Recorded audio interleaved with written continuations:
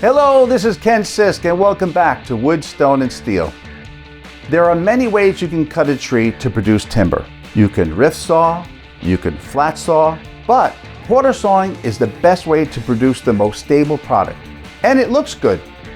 We want to share a few bonus clips from our Jack Badger series where Austin and Dan from the Quarter Sawn Oak Company walk us through their timber fabrication process. This footage gives you a closer look at what they do and a few good stories along the way.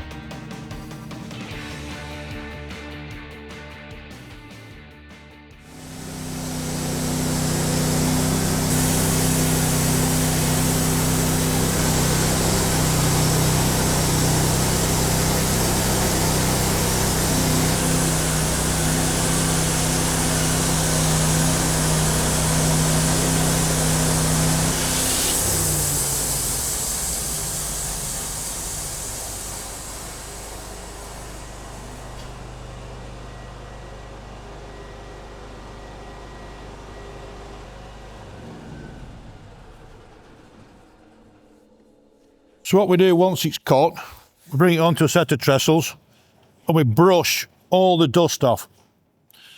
We do this because when it's stacked, sticked and stacked, if we don't take the dust off, it'll go mouldy actually on the surface of the timber and it can stain the surface of timber very badly. So it's quite a drawn out process really. Yes. Yeah, you know. Is that the tannins that are causing the staining?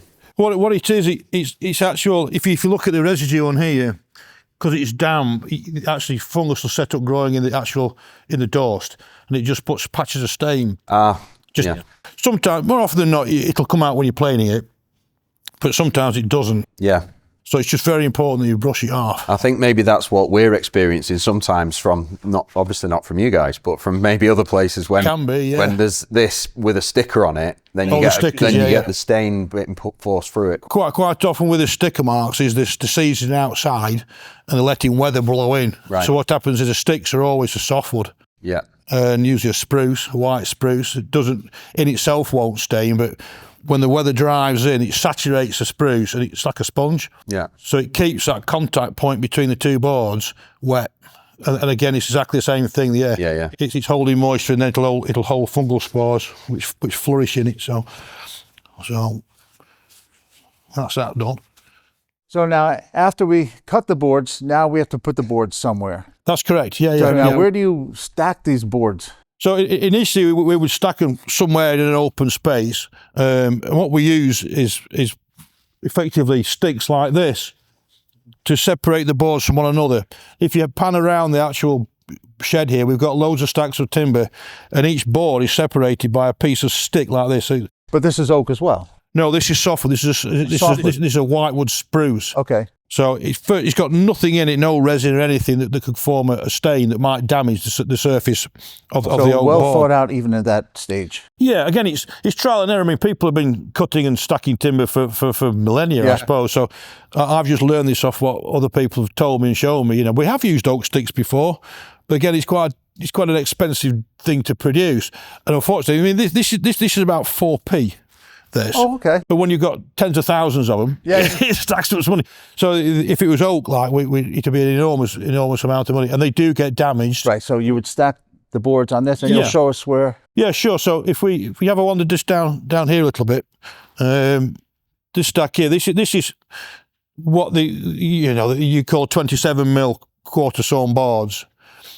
It's currently each stack. You can tell by the length, this would be one tree. So what we do is put a set of bearers on the floor that are spaced, 18 inches with a 1 inch board, 18 inches to 20 inches apart.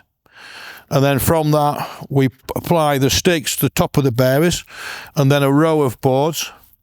And then the next row of sticks is placed exactly on top of where the previous stick was put. This is absolutely essential because if they aren't perfectly aligned, particularly when you've got a high stack of timber, there's a lot of weight there, the pressure bears down on the boards, and if they're not perfectly in line, if they're not stacked on top of each other, it'll form stresses that will buckle the boards. So instead of having a perfectly flat board, you'll have a board that's wavy, and that is not usable. Once the timber is set, with it being wavy, that waviness will stay in the board. You can't get it out. It's forced stress. So we need these boards to be perfectly flat so you can get the maximum thickness out of each board when you come to machine it for furniture making or joinery. So it's absolutely essential these sticks don't mark the wood and they don't create stresses in it that will cause deformation while they're seasoning.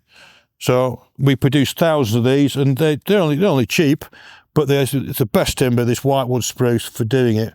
And it's a very slow process, isn't it, stacking? It's a very precise process, but it's absolutely essential. Necessary.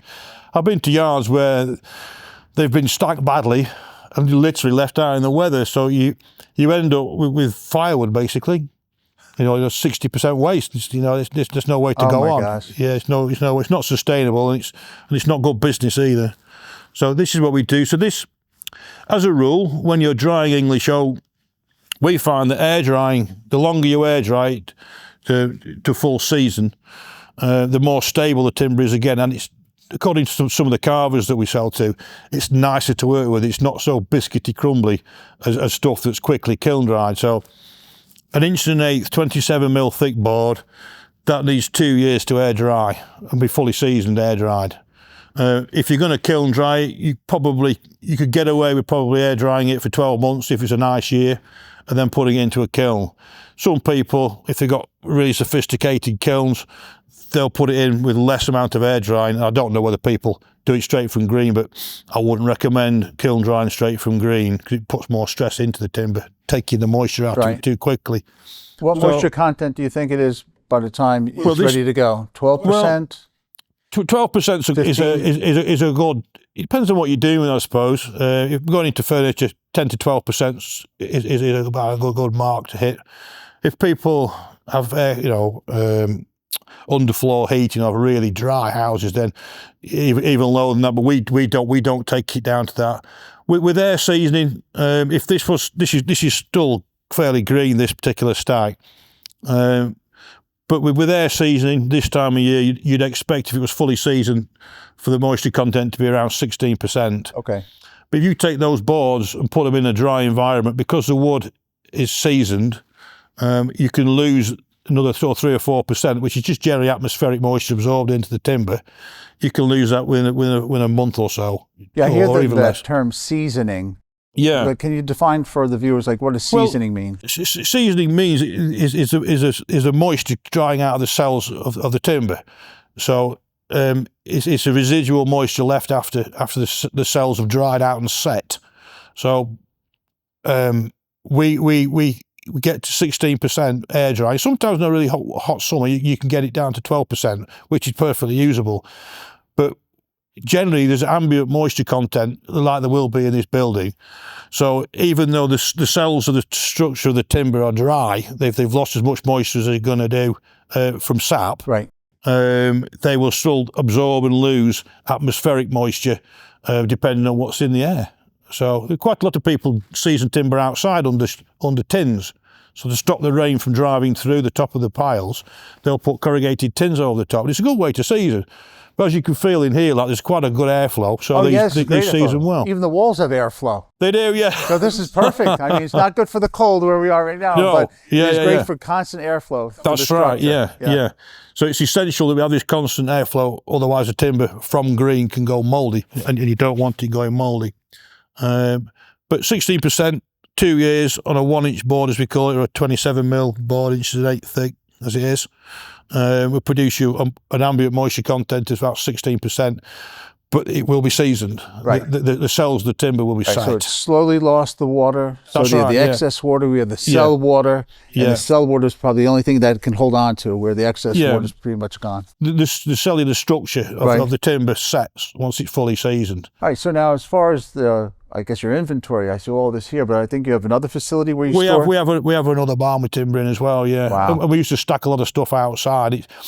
And we would like to again stack stuff outside. So if we're cutting this time of year, we would put it outside under tins. But we haven't got the ground at the moment to do that. We'll be looking at hopefully in the future to purchase. So you've operated in Edale for the last 30 years? Yeah, as a cabinet maker and and sawmiller. I've been doing it since 1989, 1990. Dan's been doing it 12, 14 years now with me. 2011. Yeah, 13 years, yeah. So started off as a cabinet maker, making fine quality furniture. And I found buying timber off other suppliers was initially okay, but after the third or fourth pile of timber they dropped to me, the quality had dipped a bit. So you end up having to return some timber, and that kind of gives you a problem because waste you've no your timber. time. Waste your time. Yeah. You've got customers shouting at you because you've not got the wood to produce their jobs with. So I bought a little sawmill and just cut for myself initially with a basic knowledge of quarter Right, so you sawing. can guarantee the product. And Oh, absolutely. Yeah. Absolutely. It's as good as it can possibly be. Yeah, the trees, right from the forest, how they're growing in the forest, to how they're selected by the guy who buys, our agent that buys it for us, through to the way we quarter saw it and season it. Yeah, I know. That's why Ben speaks so highly of you, because he wants he needs to have a great product. We have a fantastic working relationship, and some of the panelling boards. This is 5/8 thick. This panelling board down here, cut from specifically large English oak trees to produce the best quarter sawn English oak panelling that you can get. You cannot get better. No, agree with that. I hope you enjoyed this closer look onto how quarter sawn oak is made before it becomes part of a Jack Badger product.